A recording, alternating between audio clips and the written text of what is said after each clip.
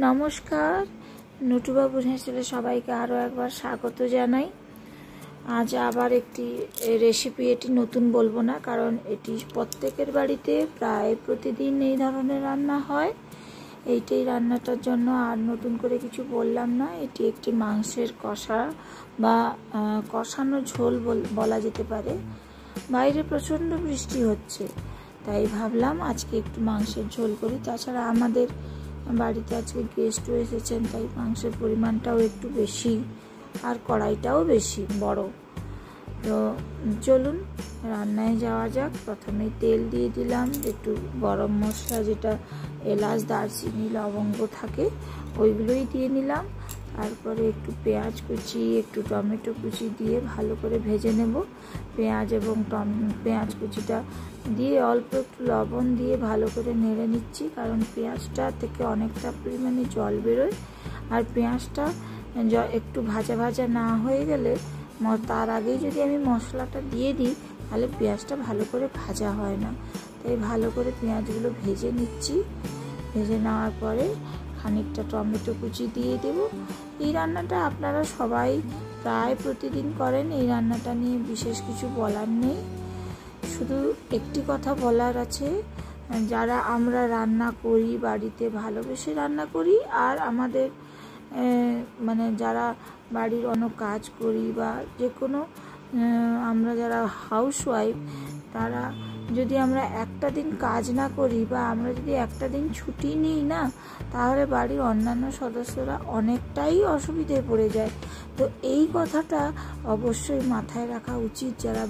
যারা শুধুমাত্র working women, বাড়ির মেড দিয়ে কাজ করান, আমি ওই ধরনের কিছু মানুষের উদ্দেশ্যে এই কথাটি বলতে চাইছি। তো যারা ওয়ার্কিং ওমেন আছেন, আপনারা ওয়ার্কিং ওমেন বাইরে কাজ করছেন, খুব ভালো কথা, অনেক সাধুবাদ জানাই। তার মানে এটা নয় যারা বাড়িতে 24 ঘন্টা রান্না করছে বা অন্যান্য বাড়ির কাজ করছে ওরা কোনো অংশে কম। দেখবেন অনেক এডুকেটেড মানুষ স্বেচ্ছায় এসব কাজবাজ করছেন, বা হয়তো কিছুটা বাড়ির পরিস্থিতি অনুযায়ী, বাড়ির সদস্যদের প্রয়োজন অনুযায়ী ওই প্রয়োজনীয়তাটাকে গুরুত্ব দিয়ে নিজের কর্মক্ষেত্রটাকে একটু সাইডে রেখে সাংসারিক জীবনে মন দিয়েছেন। এরকম অনেক গল্প থাকে প্রত্যেকটি হাউসওয়াইফের পেছনে। তো অতএব এই ধরনের হাউসওয়াইফকে কোনোভাবেই ছোট করে দেখানো বা ছোট করে বলা বা ওদের সম্মান না দিয়ে কথা বলা উচিত নয়। আমি এই কথাগুলো বলতাম না, আজ একটা খুব খারাপ ধরনের অভিজ্ঞতার সম্মুখীন হলাম আমি, তাই খুবই ভারাক্রান্ত হয়ে এই ধরনের কথাগুলো বলছি। তো আমি কাউকে আঘাত করে, ব্যক্তিগতভাবে কাউকে আঘাত করে কথা বলতে চাইছি না বা চাইবো না। এই কথাগুলো সবার ক্ষেত্রে, যারা আপনারা ওয়ার্কিং ওমেন আছেন ওনারা ভালো, খুবই ভালো। কিন্তু যারা বাড়িতে হাউসওয়াইফ, যারা বাড়িতে অন্যরকম কোনো কাজ করেন না বা উপার্জনশীল নন, যেসব মেয়েরা বাড়িতে, দিদিরা আমাদের আছেন, ওদেরকে দয়া করে সম্মান দিয়ে কথা বলবেন, কারণ ওরাও যথেষ্ট শিক্ষিত এবং ওরাও যথেষ্ট কোয়ালিফাইড মানুষ। আপনি একটু খোঁজ নিয়ে দেখবেন। যাই হোক, চলুন এই টপিকটা বন্ধ করে এবার আমরা রান্নায় কনসেন্ট্রেট করি। আমার এই বলতে বলতে আমার মশলাটা কষানো হয়ে গেছে।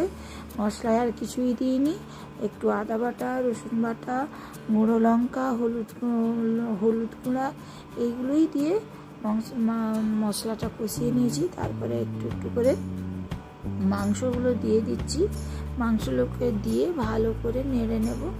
এই ব্রয়লার মুরগি যখন দিয়ে দেওয়া মাত্রেই প্রচুর পরিমাণে জল বেরোয়।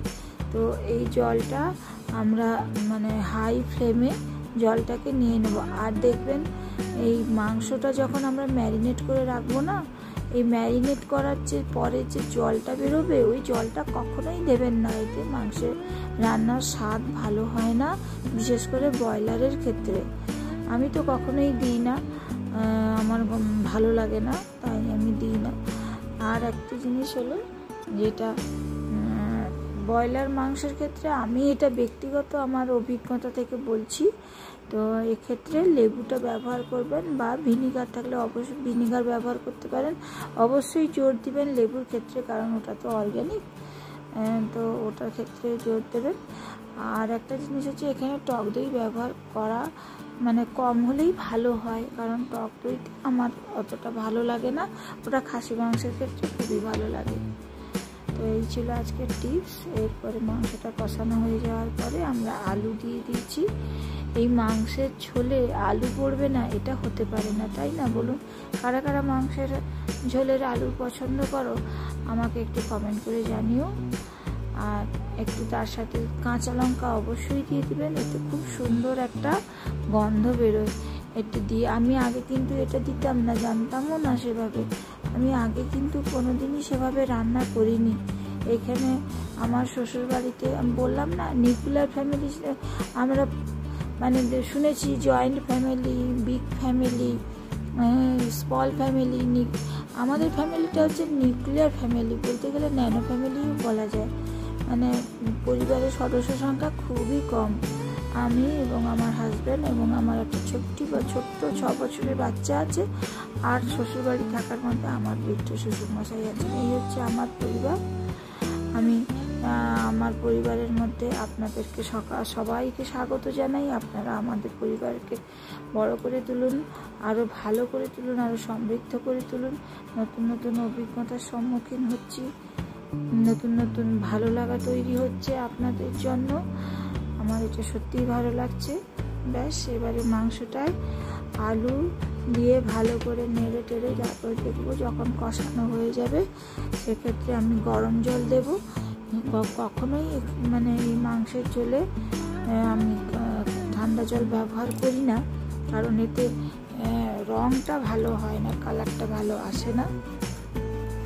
তাই আমি এক্ষেত্রে একটু গরম জল দিয়ে ভালো করে ফুটিয়ে নেব।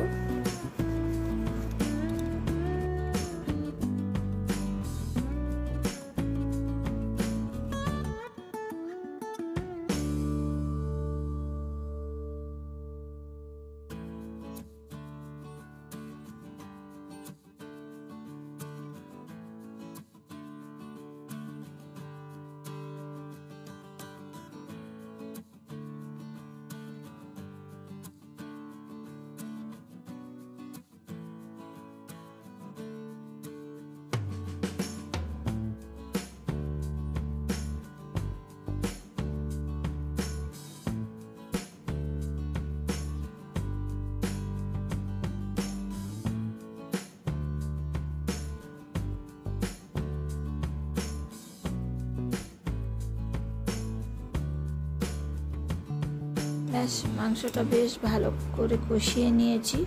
যতটা জল বেরিয়েছিল এই জলগুলো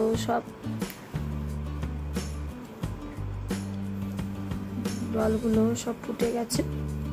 এরপরে আমি পাশে গরম জল করেছিলাম, এই গরম জলটা এবারে দিয়ে দেব। আর অবশ্যই জল দেওয়ার খানিকক্ষণ পরে, ফুটে যাওয়ার পরে লবণটা চেক করে নিতে ভুলবেন না, কারণ আমরা যখন মাংস ম্যারিনেট করে রাখি তখন আমরা যথেষ্ট লবণ দিই।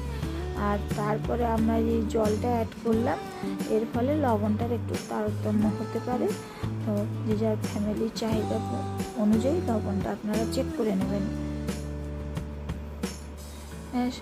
রান্নাটি এবার প্রায় কমপ্লিটের পথে। এবারে জল দেওয়ার পরে একটু ভালো করে নেড়ে এদিক ওদিক করে চারিদিকে যেন মাংসের মশলাটা এবং জলটা ভালো করে যেন ছড়িয়ে যেতে পারে। এবারে নেড়ে চেড়ে খানিকক্ষণ ফুটতে দেব। ওটা হয়ে গেলে তারপরে গরম মশলা দিয়ে নামিয়ে নেব।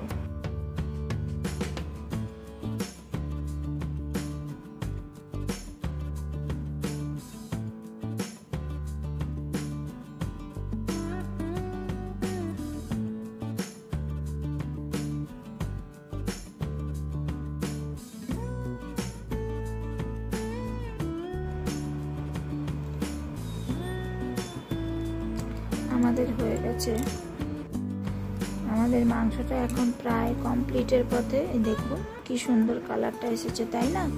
একেবারে লাল লাল লাল ঝাল ঝাল চিকেনের কষা কাম ঝোল। এটাকে কষা বলা যাবে না, কারণ এতে অনেকটাই ঝোল রেখেছি, কারণ বলেছিলাম না বাড়িতে গেস্ট এসেছে, তো মাংসের ঝোল না থাকলে সবাইকে দেওয়া সম্ভব হবে না। এই ব্যাস এবারে আমার রান্না প্রায় নয় পুরোটাই কমপ্লিট।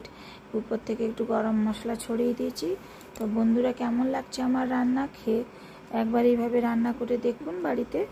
ভালো লাগলে একটা লাইক করে দিবেন, কমেন্ট করে দিবেন। ভালো থাকুন, সুস্থ থাকুন, দেখা হবে আবার একটি ভিডিওতে। ততক্ষণের জন্য টাটা।